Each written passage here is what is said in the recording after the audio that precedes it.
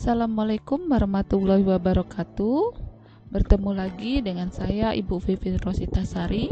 Kali ini kita akan membahas tentang bioteknologi bagian kedua.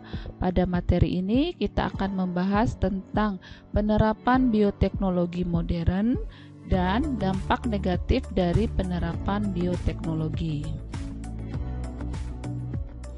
Masih ingatkah kalian perbedaan antara bioteknologi konvensional dengan bioteknologi modern yang telah kita bahas pada video sebelumnya? Untuk mengingatkan lagi, Ibu akan tayangkan. Pada bioteknologi konvensional itu masih menggunakan alat-alat yang sederhana. Kemudian tempat pembuatannya itu masih belum steril ya. Kemudian jumlah produksi dari hasil bioteknologi konvensional itu masih dalam skala kecil. Kemudian biaya produksinya itu relatif murah jika dibandingkan dengan bioteknologi modern. Pada bioteknologi modern, peralatan yang digunakan itu sudah canggih. Kemudian dia menggunakan teknik rekayasa genetika. Karena menggunakan teknik rekayasa genetika, maka diperlukan tempat prosesnya itu yang steril. Kemudian yang mengerjakannya ini otomatis adalah orang-orang tertentu saja, jadi para ilmuwan atau peneliti. Jumlah produk yang dihasilkan di bioteknologi modern itu dalam skala besar, sehingga dia juga membutuhkan biaya produksi yang relatif lebih mahal. Tujuan pembelajaran kita pada kali ini adalah yang pertama, peserta didik dapat memahami macam-macam contoh bioteknologi modern, dan yang kedua adalah peserta didik dapat memahami dampak negatif dari penerapan bioteknologi. Mengapa bioteknologi modern dapat terjadi atau dapat berkembang? Alasan yang pertama, karena pertambahan jumlah penduduk. Semakin banyak jumlah penduduk, maka akan menyebabkan alasan kedua, yaitu semakin banyak permintaan bahan makanan yang berkualitas. Jadi pertambahan jumlah penduduk dan meningkatnya permintaan bahan makanan yang berkualitas, maka menjadikan faktor bioteknologi modern dapat terjadi atau berkembang. Oleh karena kemajuan zaman atau kemajuan teknologi, maka dikembangkanlah namanya GMO, genetically. Karena kemajuan teknologi, maka berkembanglah yang namanya GMO, genetically modified organism, atau yang dikenal dengan rekayasa genetika. Apa itu rekayasa genetika? Rekayasa genetika adalah suatu cara memanipulasi gen untuk menghasilkan makhluk hidup sesuai dengan sifat yang diinginkan. Organisme hasil rekayasa genetika mempunyai sifat khusus di luar sifat aslinya. Organisme hasil rekayasa genetik bisa juga disebut sebagai organisme transgenik. Pada layar ini kalian akan melihat ini adalah pita DNA. Nah, pada pita DNA suatu organisme tertentu itu diambil gennya, gen tertentu diambil, kemudian akan disisipkan gen yang lain. Berikut akan Ibu sampaikan beberapa hasil bioteknologi modern di bidang pertanian. Nah, ini adalah gambar padi ya. Yang ini adalah beras yang biasa dihasilkan oleh para petani. Yang sebelah sini adalah beras hasil dari rekayasa genetik.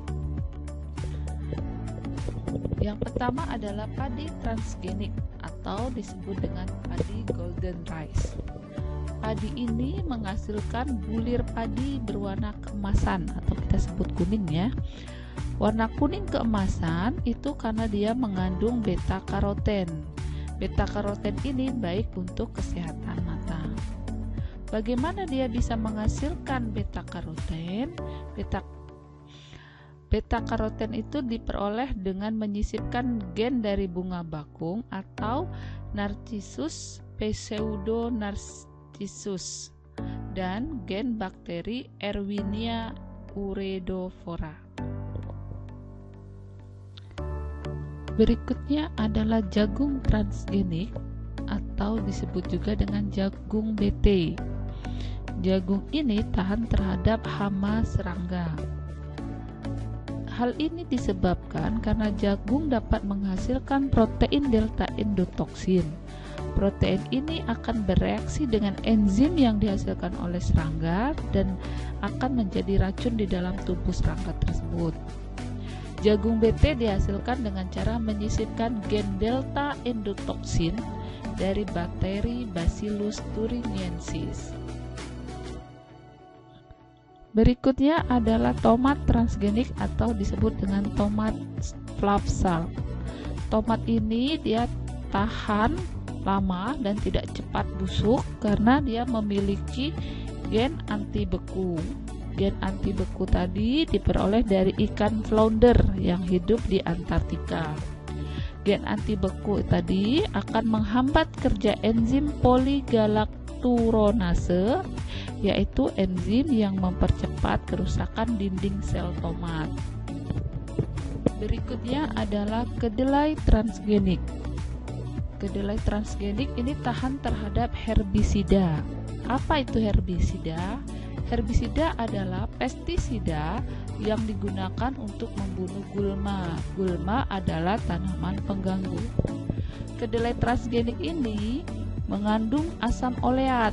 Asam oleat yang tinggi inilah yang menyebabkan dia tahan terhadap herbisida. Untuk menghasilkan kedelai transgenik yang tinggi akan asam oleat, maka perlu disisipkan gen dari bakteri Argobacterium tumefaciens. Berikut adalah hewan-hewan transgenik. Ada kambing, ayam murai, anjing, sapi, dan domba. Dengan melakukan rekayasa genetika, para ilmuwan ataupun para peneliti dapat menghasilkan hewan-hewan sesuai dengan keinginannya. Bagaimana cara menghasilkan hewan rekayasa genetika? Kita ambil contohnya ada domba. Ini ada domba putih, kepalanya putih, kakinya putih, dengan domba yang kepala hitam dan kakinya hitam. Domba yang pertama bulunya tipis, sedangkan domba yang kedua bulunya tebal. Maka diambil inti sel dari kelenjar mamai domba yang pertama, kemudian diambil intinya. Dari domba yang kedua diambil sel telurnya, kemudian inti dari sel telur tadi dikeluarkan, kemudian sel telur yang telah kehilangan inti dengan inti dari domba yang pertama itu digabungkan dengan menggunakan sengatan listrik atau kejutan listrik, sehingga inti sel dari domba pertama masuk ke dalam sel telur. Nah, kemudian hasilnya ini akan dikembangbiakan di laboratorium sehingga dia dapat berubah menjadi embrio. Setelah menjadi embrio, maka akan ditanamkan ke dalam rahim dari domba betina yang kedua ini. Diharapkan nanti domba betina yang ini akan menghasilkan domba yang kepalanya putih, kakinya putih, dan berbulu tebal. Berikut kita akan bahas bioteknologi modern di bidang kesehatan. Yang pertama adalah hormon insulin. Pada orang yang sehat, pankreasnya akan mampu menghasilkan hormon insulin. Apa guna hormon insulin? Yaitu dia berfungsi mengatur kadar gula dalam darah. Melalui rekayasa genetika, insulin ini dapat diproduksi dalam jumlah yang banyak. Produksi insulin ini membutuhkan bantuan dari bakteri Escherichia coli. Kemudian bakteri ini dikembangkan dengan cara mencangkok gen yang mengkode insulin. Kemudian bakteri akan memperbanyak diri Nah, bakteri ini yang menghasilkan insulin. Nah, insulinnya kemudian akan dapat digunakan atau disuntikan kepada penderita diabetes mellitus atau kencing manis. Produksi yang kedua adalah namanya vaksin transgenik. Pembuatan vaksin ini dilakukan dengan cara mengisolasi gen yang mengkode senyawa penyebab penyakit atau antigen dari mikroba yang bersangkutan. Mikroba yang disisipi gen tersebut akan membentuk antigen murni. Mikroba tersebut dapat dikembangkan dalam media kultur. Apabila sudah dihasilkan dalam jumlah banyak, antigen ini jika disuntikan ke dalam tubuh manusia, maka tubuh manusia tadi akan membentuk antibodi yang berfungsi untuk melawan antigen yang masuk. Berikutnya adalah antibodi monoklonal.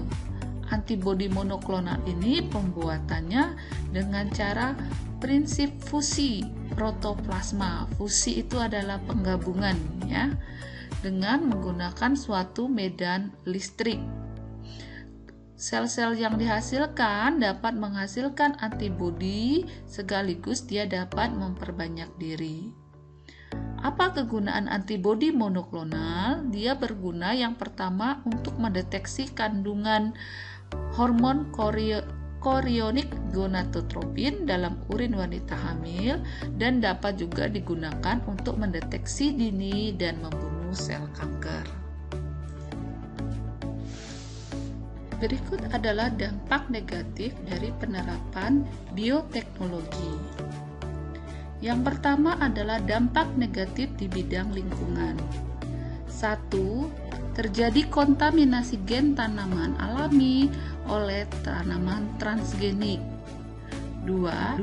Hilangnya plasma nutfah karena organisme lokal semakin tersingkir dan langka di lingkungan. Plasma nutfah itu adalah organisme alami. Dampak yang ketiga adalah munculnya hama baru yang lebih kuat daripada hama sebelumnya sehingga mengganggu keseimbangan ekosistem. Berikut adalah dampak negatif di bidang kesehatan. Yang pertama, memicu timbulnya penyakit pada seseorang yang sensitif terhadap zat yang dihasilkan oleh organisme transgenik. Yang kedua, seseorang menjadi resisten atau kebal terhadap beberapa jenis antibiotik tertentu.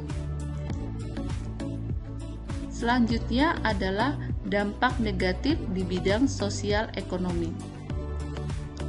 Petani dan peternak tradisional akan kalah bersaing dengan petani dan peternak modern dalam pemasaran hasil panen karena tidak mempunyai modal untuk mengembangkan produk transgenik. Oleh karena itu dapat menimbulkan kerugian besar bagi petani dan peternak tradisional. Apabila keadaan ini terus berlanjut, maka terjadi kesenjangan perekonomian. Demikianlah materi bioteknologi bagian kedua kali ini. Semoga dapat manfaat bagi kalian semua. Ibu ucapkan terima kasih. Wassalamualaikum warahmatullahi wabarakatuh.